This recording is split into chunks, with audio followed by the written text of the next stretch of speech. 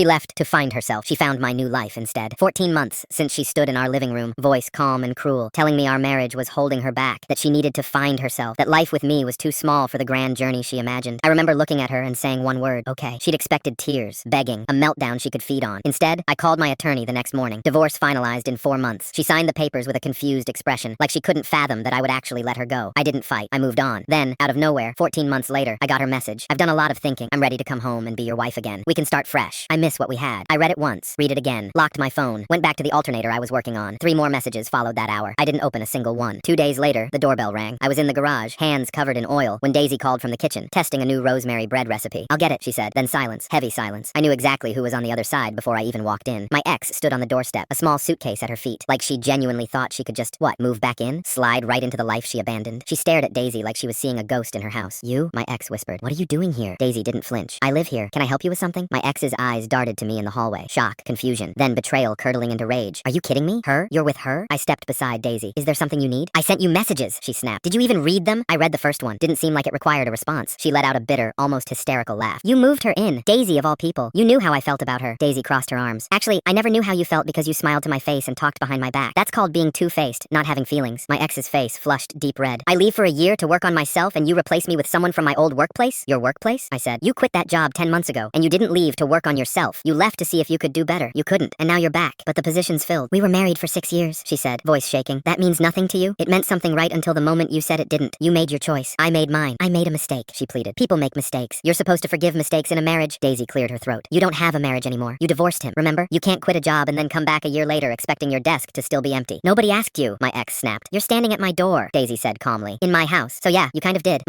Our house? My ex stuttered. We bought it together 3 months ago, I said. Her suitcase slipped from her hand, thudding onto the porch. 3 months? You've been together 3 months? Actually about 8, I said. We kept it private while getting our business up and running. Business? She croaked. Daisy and I are partners in several ways. You're throwing away everything we built, she said, for someone you barely know. I know her better in 8 months than I knew you in 6 years, and we didn't build anything. I built. You criticized. She pointed at Daisy. She's not better than me. Daisy smiled politely, but not kindly. I don't need to be better than you. I just need to be present. That seems to be enough. My ex grabbed her suitcase with shaking hands. You're going to regret this. I regret plenty, I said. Marrying someone who saw me as a backup plan is one of them. But this, I gestured between Daisy and me. This won't be on that list. She turned to leave, then tossed her final threat over her shoulder. When this falls apart, don't come crawling back. We watched her shove the suitcase into her car and peel out of the driveway. Daisy shut the door. Well, that was awkward. I laughed, wiping grease off my hands. She brought a suitcase. She really thought she could just walk back in. Over the next month, the circus continued. Calls from different numbers, ambushing our shop, even crashing a networking event we were presenting at, announcing in front of 50 people that I'd been married to someone else a year ago. I looked her dead in the eyes. Yes, I was married. Yes, we divorced. My ex-wife left to find herself. When she came back expecting everything to be the same, she learned life moved on without her. That's the whole story.